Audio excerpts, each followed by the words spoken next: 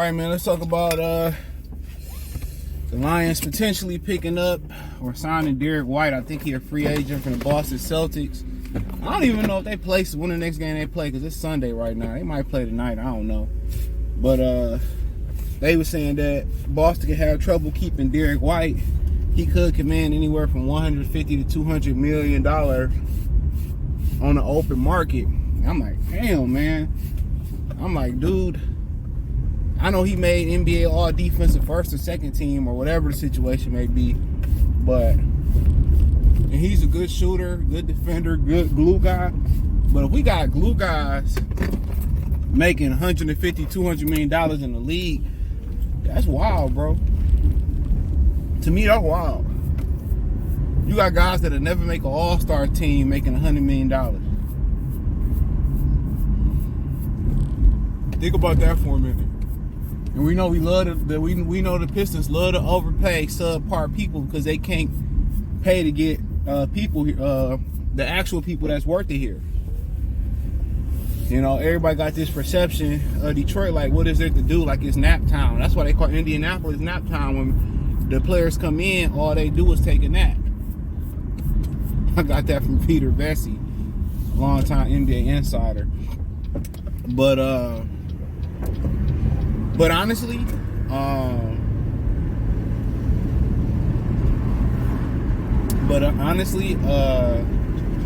I mean, he'd be good for what they need him to do: defend, shoot, stretch the floor. That's what they need him to do. You know, perfect fit next to Cade, good spacer, know how to play the game, can shoot the ball. But the problem with that, when you get guys like Derrick White, a lot of times they only as good as the opportunities they get on the floor. And when you got Jason Tatum, Porzingis, Horford, Jaylen Brown, Drew Holiday, when you got those guys out there, man, they create a lot of opportunity. And then you go get your money elsewhere, a la Bruce Brown left the perfect situation in Denver to chase his money.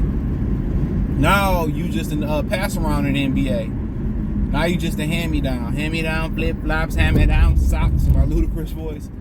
So a lot of times people don't know how to distinguish the two because these teams be having money and they can't get the top guys, so they go get the mid guys. And a lot of times when you see guys come off them championship caliber teams and them winning teams in the league, they only putting up those type of numbers because when you play with Shaq, you get certain looks. When you play with Akeem, you getting certain looks. When you play with Jordan, you getting certain looks. Jordan would kind of be the exception. I wouldn't mind signing a guy off the Bulls because Jordan put so much mental pressure on you to be great that I think in any other situation you can thrive and be relaxed. But when you play next to great guys like Akeem, Kareem, Shaq, you know, when you playing that with guys that's tough to play with like Allen Iverson, LeBron James, you start playing with those type of guys, a lot of times they get so much attention that the shots that you get and the opportunities that you get on that team, when you go to a bad team, those opportunities ain't there no more. You know what I'm saying? When I'm doubling and I gotta stay home on Jaylen Brown and I gotta stay home on Drew Holiday, of course Derrick White gonna get some great opportunities. You know what I'm saying? He gonna get some great looks. You know, so it's a whole different ball game when you go to a sorry team. Because guess what? I'm gonna help off of Cade Cunningham. And he hit it. I'm gonna help off of Jaylen Brown. He go get 50 rebounds. He get 50 rebounds.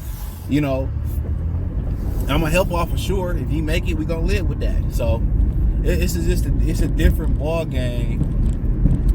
It's a different ball game when we start to talk about bad, you know, good players on great teams, and then you put good players on subpar or bad teams or horrible teams or average teams, and then they be looking like, well, this was a waste of money.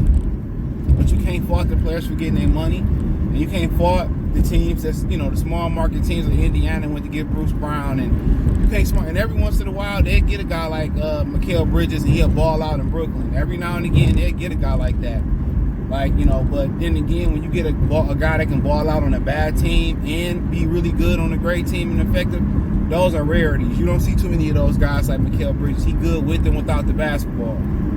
He's a rarity, and Brooklyn say they're not trading him, and rightfully so. He can be part of a championship caliber team, and he can be the man on a bad team. Kevin Love was great on a bad team. He was subpar on the championship caliber team. Let's keep it real. There was a lot of better, greater third options for Miami Heat, for the Cleveland Cavaliers than Kevin Love. Let's call a spade a spade. Let's call a spade a spade. Okay?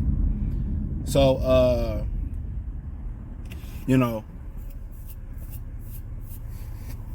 let's call a spade a spade. So, trying to get this beard to go. I have to wake up in the morning beard.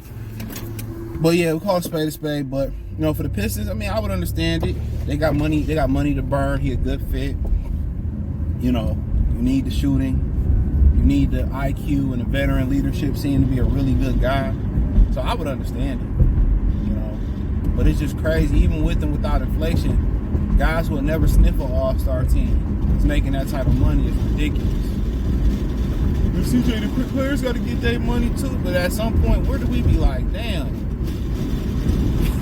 Where do we draw the line? Like, god damn. Excuse my language on a good Sunday. Like, where do we draw the line at? Like, come on, bruh. Buddy Hield, I think, got somewhat of a max contract. Like, are you serious? And they get all this money at the end of the day, and they still fumble the bag. Shout out to Rajon Rondo for being one of the smart brothers. He waited till he retired and got money. These dudes, man, like I said before, the NBA and professional sports in America, they don't want to break the chain of players being broke when they retire. They ain't trying to help these brothers, man. They ain't really trying to help these brothers. Even all the money they give them, these dudes still go broke. And, you know, you think about it, if you come from a family who didn't have money, you know what I'm saying? You never had a job. You never had to balance a checkbook, so you put all that trust in a woman or an accountant or a manager. Come on, man. You destined to fail. Look at the Bob Ross story. You know, Bob Ross had all the talent, but didn't know nothing was going on in the business end, and now his family don't reap none of the benefits of it. People are wicked. People are wicked. You have to know how things work. Trust and believe me. When you get your car fixed, you know, and they say, well, this is wrong with your car, blah, blah, blah. Go research it.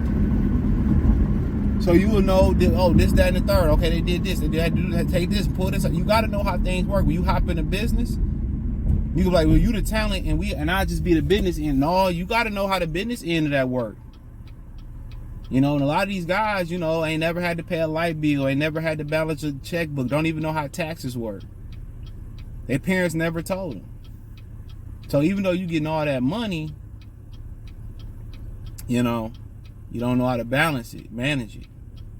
And a bunch of Americans don't. So, don't know how to shop for car insurance, don't know how to budget their money, you know. So, nobody ever showed them how. But hey, Derrick White, I don't understand it. I'm not mad about it. Hey, do what you got to do. Great fit for the Pistons, in my opinion. But hey, let me know what you girls and guys think. Check out Detroit Pistons Talk playlist. Thumbs up the video. Share the video. Subscribe to the channel. Next subscribe button. Hit the bell icon button. Hit all notifications. Increase your chance. Get notifications. We go live and drop video. Once again, check out Detroit Pistons Talk playlist. Peace.